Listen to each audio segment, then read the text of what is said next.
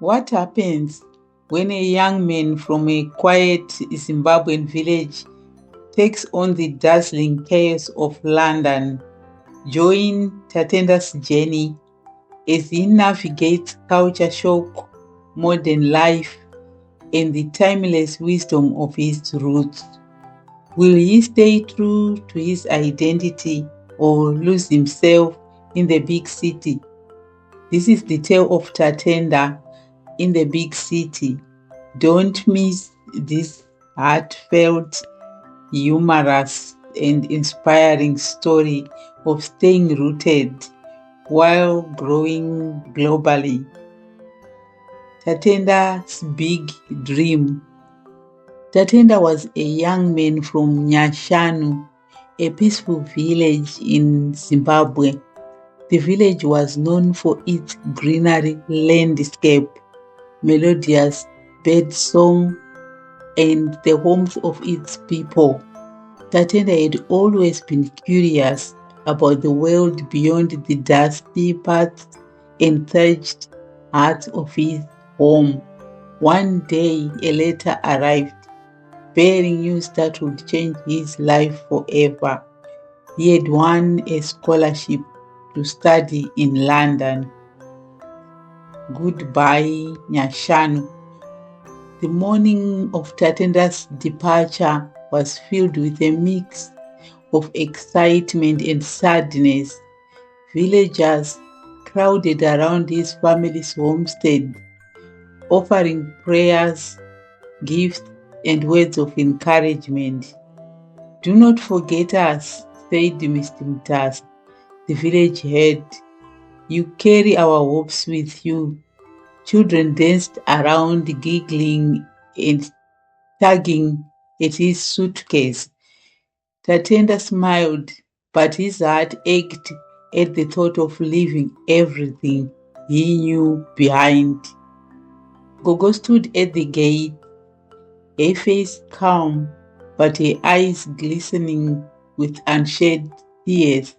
She hugged him tightly and whispered, "In the big city, you may see wonders, but never let them make you forget who you are." She placed her wrinkled hands on his shoulders, staring into his eyes. "Tatenda, this bracelet is a reminder.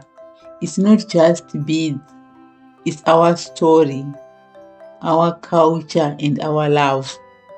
The bus ride to the airport was long, and Tatenda spent it reflecting on Gogo's words. At the airport, the sight of the massive plane left him speechless. "It's bigger than the wall of Nyashanu," he exclaimed. His family laughed, their sadness momentarily forgotten. As he boarded, he waved until the village swerving figures became mere dots. The plane roared to life and Tatenda's heart raced. He clutched the armrest as it soared into the sky. The patchwork fields and winding rivers of Zimbabwe grew smaller beneath him. "Goodbye, Nyashanu," he whispered. The flight attendants brought food and drinks he had never seen before. "What is this?"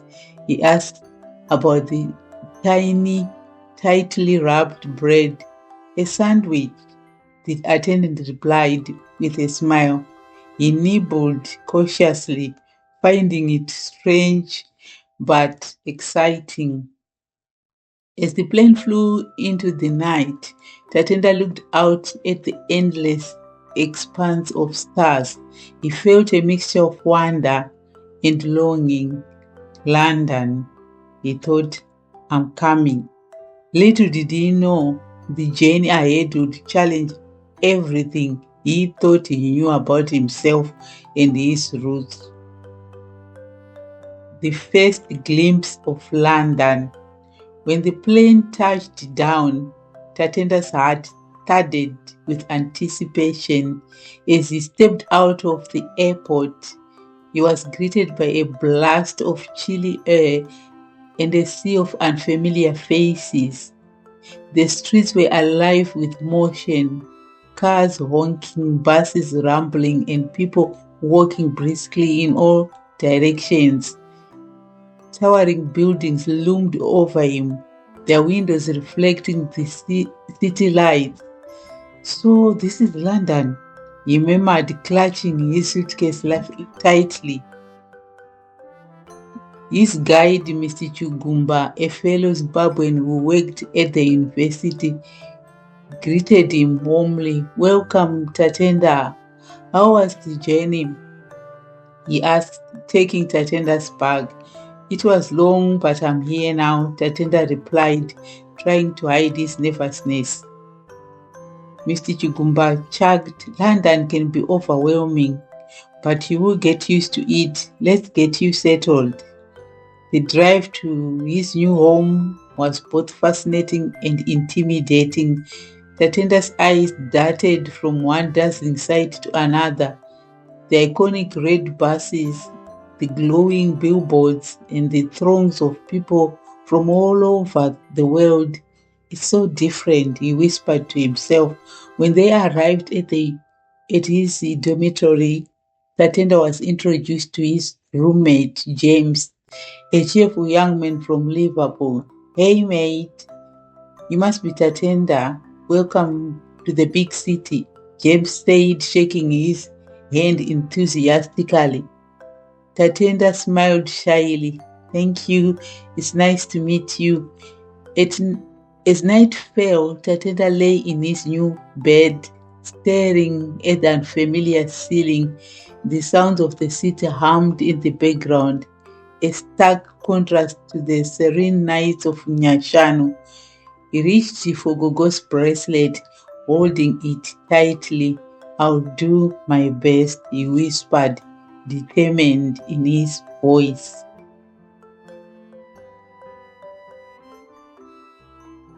Navigating the unknown. Tatenda's first day at university was a whirlwind of activity. The sprawling campus was filled with students bustling between classes, their faces buried in books or glued to their phones. Tatenda clutched his map tightly, his eyes wide as he tried to find his way. "Excuse me?" he asked a passing student. "Where's the science building?" The student pointed without stopping, leaving Tatenda feeling more lost than ever. When he finally found his classroom, he slipped in quietly and took a seat at the back. The lecture had already started, and the professor's rapid speech made his head spin. "Is this English?" he thought, struggling to keep up. Around him, students typed furiously on laptops, their screens filled with charts and graphs that looked like a foreign language. At lunch, Tatenda sat alone in the cafeteria, nibbling on a sandwich that tasted nothing like the fresh, hearty meals of home. He watched groups of students laughing and chatting, feeling a pang of loneliness. Back in Nyashanu, everyone would invite me to join them, he thought wistfully. That evening, James noticed Tatenda's quiet mood. "How was your first day?" he asked. Tatenda hesitated before replying. "It was different. I miss home." James nodded sympathetically. "It takes time, mate.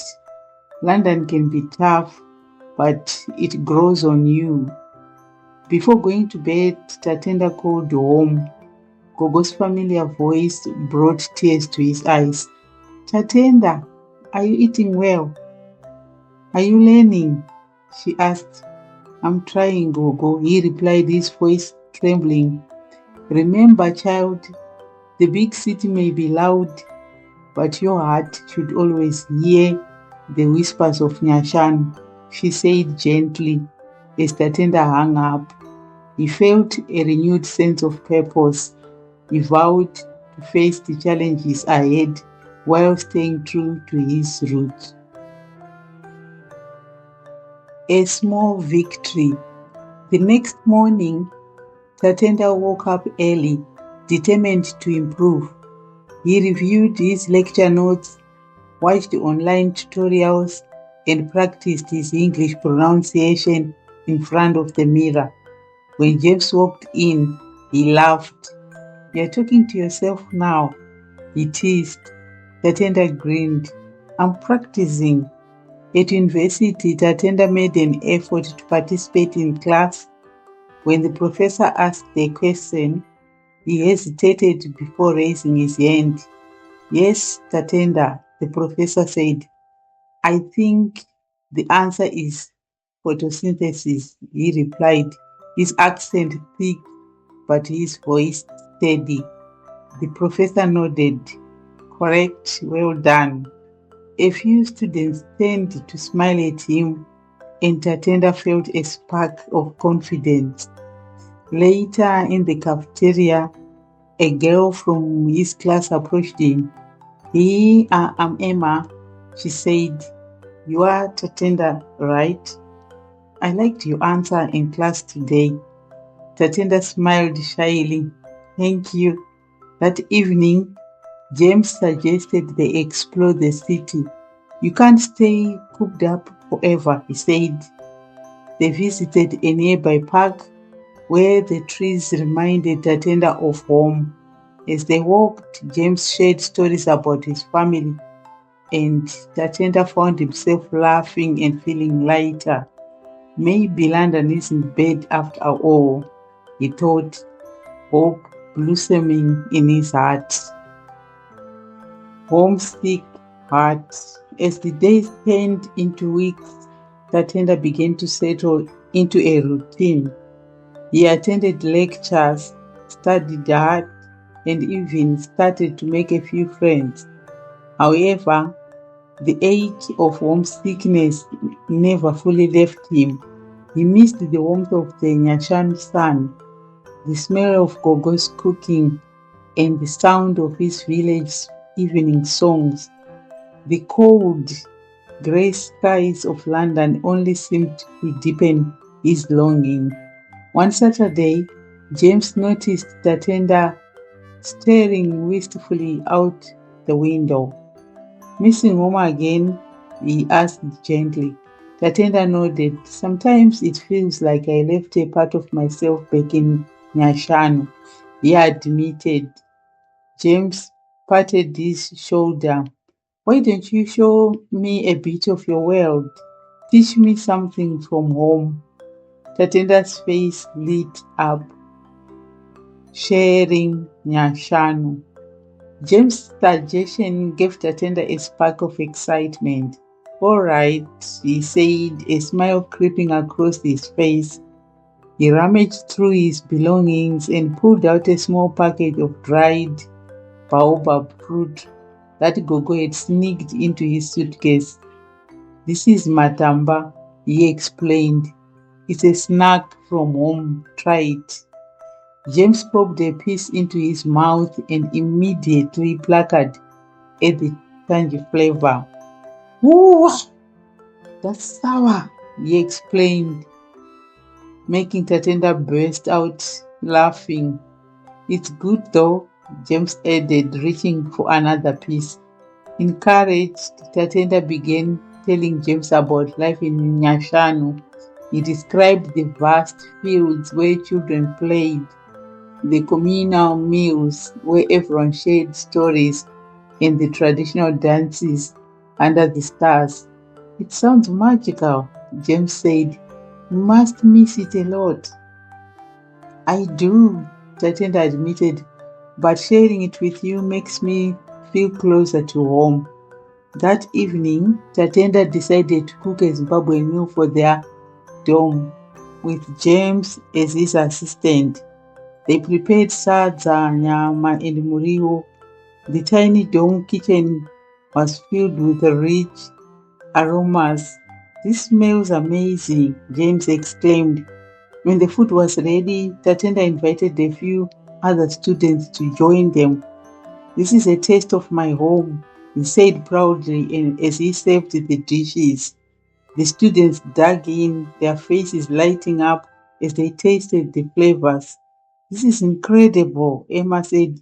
"You should cook for us more often." As laughter filled the room, Tatenda felt a warmth he hadn't experienced in weeks. For the first time since arriving in London, he didn't feel so far from home. That night, he called Gogo to tell her about the dinner. "We are planting seeds of Nyashanu in the big city," she said with pride. Tatenda smiled, feeling a newfound sense of purpose. Lost in the crowd. As the weeks passed, Tatenda felt more comfortable in London, but the city's relentless pace still overwhelmed him at times. One particularly rainy afternoon, he decided to venture into the heart of the city to explore on his own. James had given him directions, but the crowded streets and endless rows of shops quickly made him lose his bearings. "Excuse me," he asked a passerby, showing his map. "How do I get to Leicester Square?" The man shrugged and hurried on. Tatenda sighed, clutching his map tighter.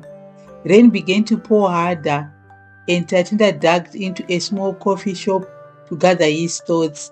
He ordered a hot drink, but the unfamiliar names on the menu confused him. "Just tea, please," he said when it arrived. It tasted nothing like the rich, aromatic brews of home. As he sat watching the rain streak the window, he overheard a familiar melody, a Zimbabwean song playing faintly from the shop's radio. His heart leapt. He approached the barrister. "Excuse me, where is that music from?" The barrister smiled. "Oh, wow, this is Oliver Mtukudzi, a famous Zimbabwean artist. My manager loves his music." Tatenda felt a pang of pride and nostalgia.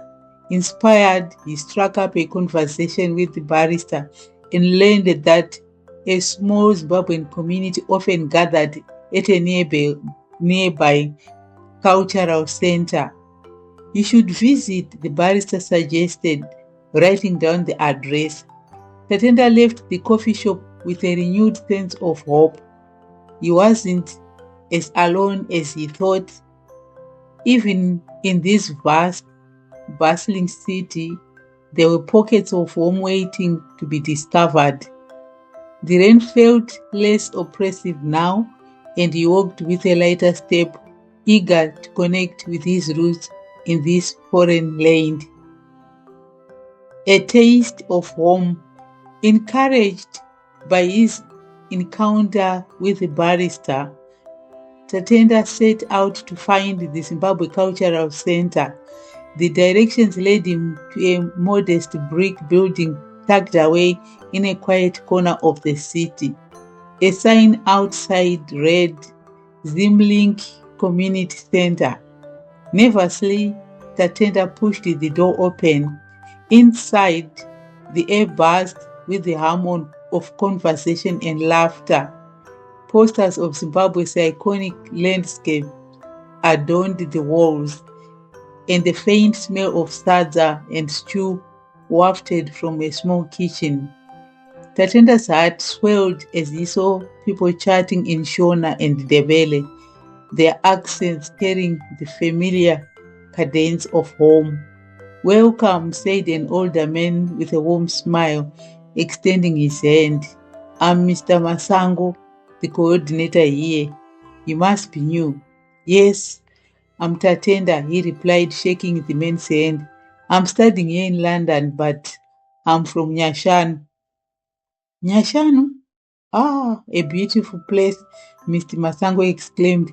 "Come, let me introduce you to some of the others." Soon, Tatenda was surrounded by fellow Zimbabweans, each sharing their stories of life in the diaspora.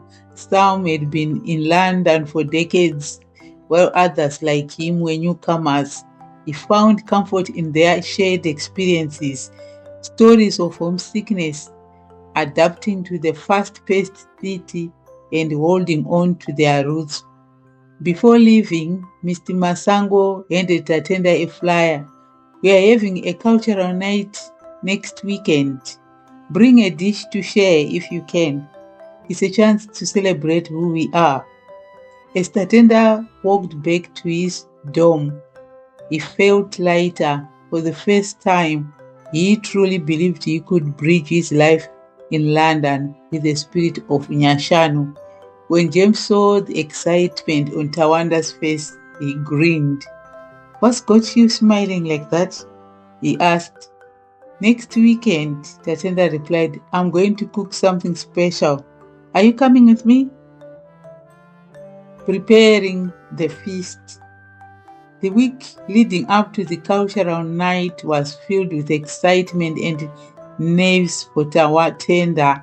He wanted to bring something authentic to represent Nyashanu, but cooking in London posed challenges. The ingredients he needed weren't readily available, and the tiny Dawn kitchen was a far cry for the open fire cooking back home. "Let's make a list," James suggested one evening. "What do you need?" "Maize meal for sadza, dried fish or beef for stew, and some greens for muriwo," Tatenda replied. James snapped his fingers. "There is a market a few blocks from here that serves African ingredients. Let's check it out." The next day, they ventured to the market where Tatenda's eyes lit up at the sight of familiar items: dried kapenda fish, ground nuts, and even matemba. He eagerly bought what he needed, though the prices made him wince. "Back home, this would cost a fraction of this," he muttered. Back at the dorm, Tatenda got to work. James watched in awe as Tatenda skillfully prepared the meal. "You really know your way around the kitchen," James said, tasting a spoonful of the stew. "This is incredible." Tatenda smiled. "In Nyashanu, cooking isn't just about food, it's about sharing stories and bringing people together." As the aroma of the dishes filled the dorm, other students peeked in curiously. "What's cooking?" Emma asked, sniffing the air. "It's sadza and stew," Tatenda replied. "It's a traditional meal from Zimbabwe. Want to try some?" By the time the food was done, half the dorm had gathered, eager to taste. Tatenda beamed with pride as they sampled his cooking, their reactions filled with delight. The cultural night was still days away, but in that moment, Tatenda realized he was already bringing a piece of Nyandoro to London. Cultural night unfolds. The night of the event arrived, and Tatenda was both excited and nervous. He carefully packed the sadza, beef, stew, and muriwo he had prepared, double-checking that nothing spilled during the journey to the Zimling Community Center. James, carrying a tray of drinks he insisted they bring, walked beside him. "I can't wait to see everyone's reaction," James said, grinning. The community center was buzzing with energy when they arrived. Tables were lined with dishes from various regions of Zimbabwe: peanut butter, rice, goat stew, maputi, and even bottles of maheu. Traditional music played softly in the background, and attendees wore colorful attire, some in modern clothes with touches of African print, while others donned full traditional garb. Tatenda hesitated at the door. "What if they don't like my food?" he whispered. Jeff nudged him forward. "Are you kidding? They'll love it. Let's go." As people began sampling the dishes, Tatenda's table quickly became a hot spot. "Who made this sadza?" asked an older woman with a wide smile. It tastes like it was cooked over a fire in Nyashan. Tatenda raised his hand sheepishly. That's me. Well done, young man, she said, clapping him on the shoulder. Others chimed in with praise, and Tatenda felt a surge of pride. Later, the evening transitioned into storytelling and dance.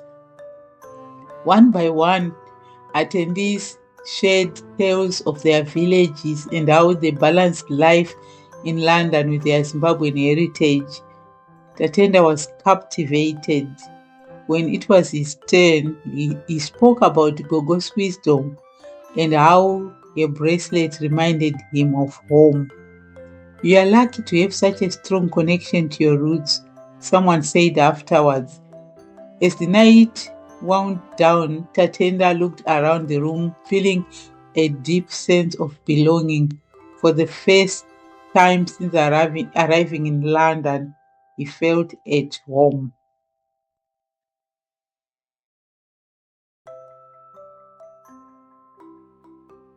A new community. In the days following the cultural night, Tatenda found himself smiling more often. He had exchanged numbers with several people from the Zimling Community Center and felt a growing sense of connection. The once daunting city of London seemed a little less intimidating now. One evening, Tatenda received a message from Mr. Masango. Young man, there's a community cleanup at the park this Saturday. Join us.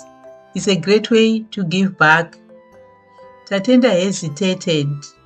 Saturdays were usually his day to catch up on studies, but the thought of meeting more people and contributing to something meaningful convinced him. When he arrived at the park, he was greeted by familiar faces from the cultural night, along with a few new ones. Everyone wore bright smiles despite the chilly morning air. Buckets, gloves, and trash bags were handed out, and groups formed to tackle different parts of the park. James had tagged along, curious about Tatenda's growing social circle. You weren't kidding, he said, nodding toward the lively group. These people are like family. As they worked, conversations flowed effortlessly. Tatenda listened to stories of how others had navigated life in the diaspora. One man, Mr. Dube, shared how he had initially struggled to reconcile his traditional values with the fast-paced Western culture. It's not easy, Mr. Dube admitted, tossing a plastic bottle into a bag. But remember, Tatenda, it's not about choosing one over the other. It's about finding balance.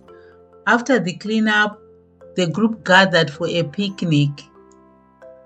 The spread was modest but warm with laughter and camaraderie. Tatenda felt a profound sense of gratitude. That night, as he walked home with James, Tatenda said, this community is like finding a piece of Nyashan here. It's grounding. James smiled. It's not just grounding, mate. It's inspiring. Balancing two worlds. Tatenda's life in London began to take on a new rhythm.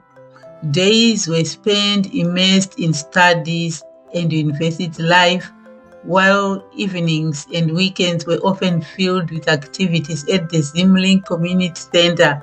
Slowly but surely, he was learning to balance the fast-paced city life with his deeply rooted Zimbabwean heritage. One afternoon, Tatenda's professor stopped him after class. You've been improving, Tatenda, she said, handing back an assignment with a good grade on it. Keep up the good hard work. Thank you, Professor, Tatenda replied, feeling a sense of pride. But even as he celebrated small victories, he couldn't ignore the subtle pressure to fit in with his peers.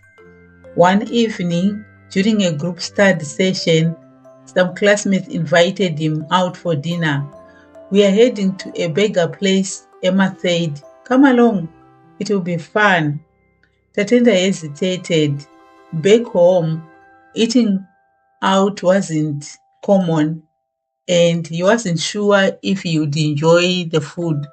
Still, not wanting to seem rude or out of place, he agreed.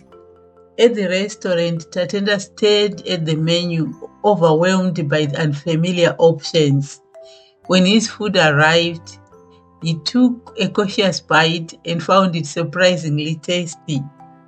But as the group laughed and talked about pop culture references he didn't understand, Tatenda felt a pang of isolation. That weekend, at the Zimlink Center, he shared his feelings with Mr. Masango. "I want to fit in, but sometimes it feels like I'm losing myself in the process," Tatenda admitted. Mr. Masango nodded thoughtfully. "It's a delicate balance, Tatenda. You can embrace new experiences without letting go of who you are. Remember, your roots are your strength, not a burden." Those words stuck with Tatenda. He realized that staying true to himself didn't mean rejecting new things. It meant carrying the essence of Nyashan with him no matter where he went. The bracelet's reminder. One chilly evening, as Tatenda prepared for bed, his gaze fell on the bracelet Gogo had given him. Its colorful beads glimmered faintly in the soft light, and for the first time in weeks, he took a moment to truly reflect on its significance. "This bracelet carries our history," Gogo's voice echoed in his mind. "Wear it always and remember, no matter where you go, Nyashan is your home." Tatenda slipped it off his wrist and held it in his hands. Each bead seemed to tell a story. The reds reminded him of the fiery sunsets over Nyashan's hills, the greens of the fertile fields, and the yellows of the blazing midday sun. It wasn't just jewelry, it was a piece of his identity. The next day, Tatenda wore the bracelet proudly. When his classmates noticed it during a lecture, Emma leaned over. "That's a cool bracelet. Does it mean something special?" "It's from my grandmother," Tatenda explained. "It's a reminder of my home, Nyashanu." "That's beautiful," Emma said, genuinely intrigued. "You should tell us more about your village sometime." Encouraged, Tatenda began sharing stories of Nyashan during breaks. He spoke of its rolling hills, the communal spirit, and Gogo's wisdom. To his surprise, his classmates were fascinated. "You're lucky," James said later that evening. "You've got something so unique to share. Most of us just drift through life, but you've got roots." Tatenda smiled, feeling a renewed sense of pride. That weekend, he joined a small cultural showcase at the university and spoke about Zimbabwean traditions. He even demonstrated the meaning behind traditional dances, earning applause from the audience. As he walked home that night, Tatenda touched his bracelet and whispered, "Thank you, Gogo." He was beginning to understand that staying true to his roots didn't isolate him. It made him stand out in the best way possible. A letter from home.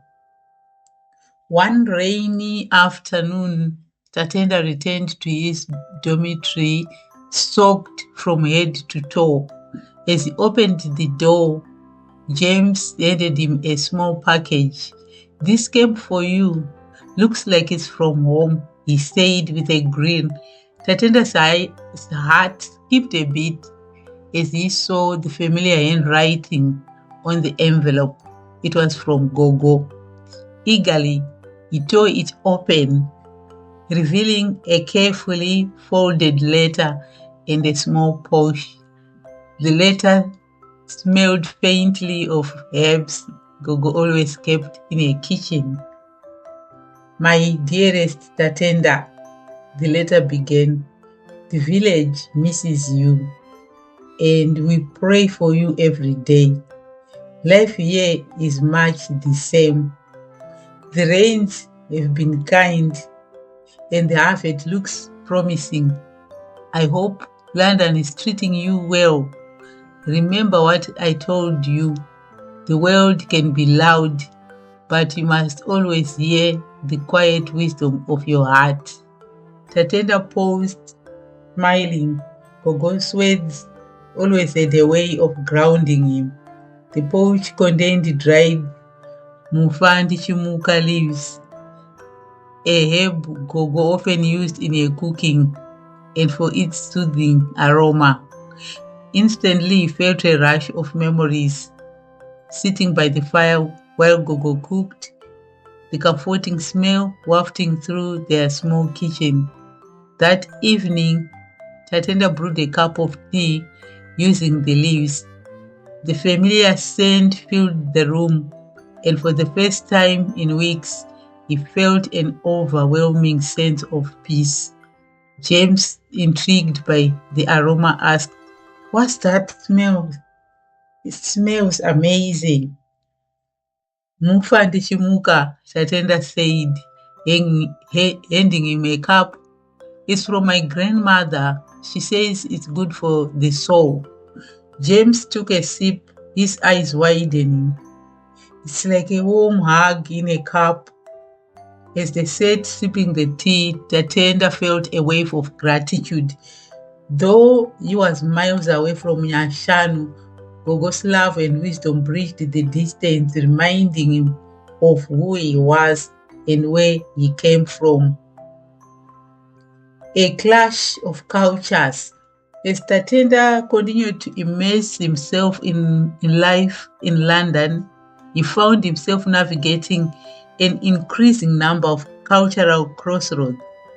While he cherished the warmth of his Zimbabwean traditions, some of the norms in London often left him puzzled.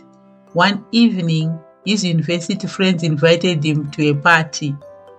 Tatenda hesitated but decided to go, curious about what a London-style gathering was like. The party was loud and crowded, with flashing lights and unfamiliar music.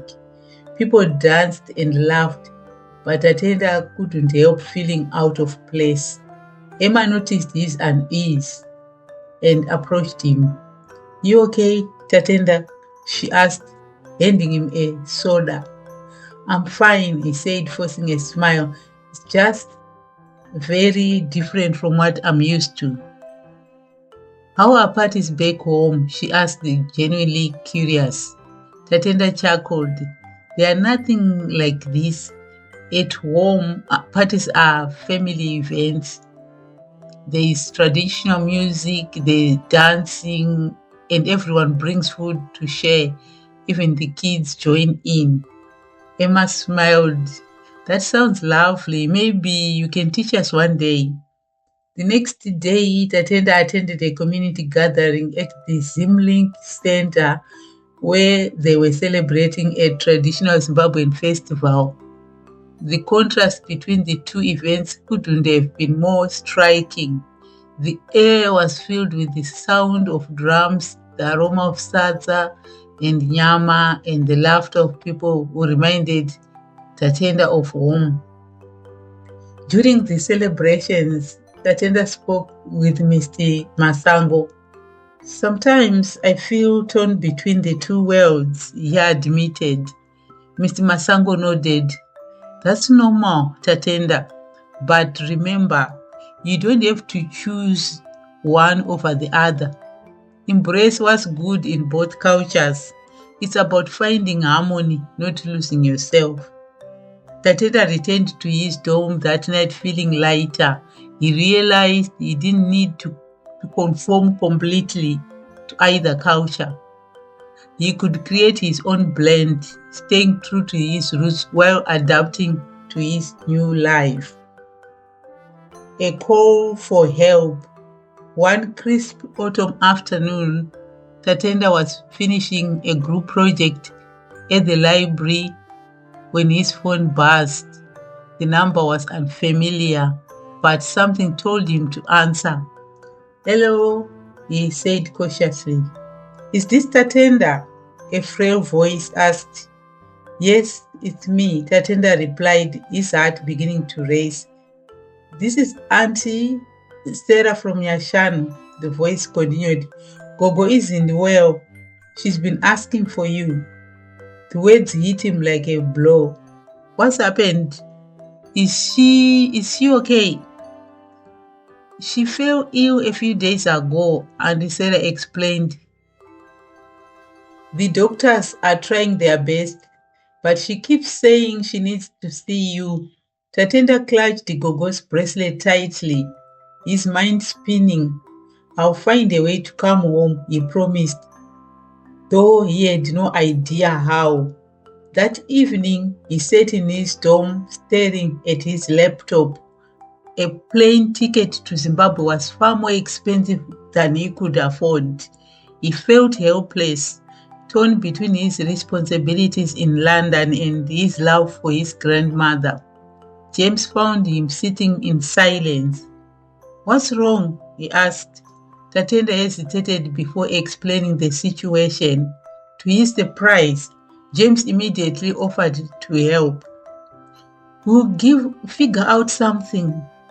Let's talk to the university and see if there are emergency funds or resources for international students." Tatenda also reached out to Mr. Masango, who called the ZimLink community. "We'll organize a fundraiser," he said. "Gogo has given so much to this community through her stories and traditions. It's our turn to give back." The next few days were a blur of planning and support. Tatenda was overwhelmed by the generosity of his friends, classmates, and the Zimbabwean diaspora in London.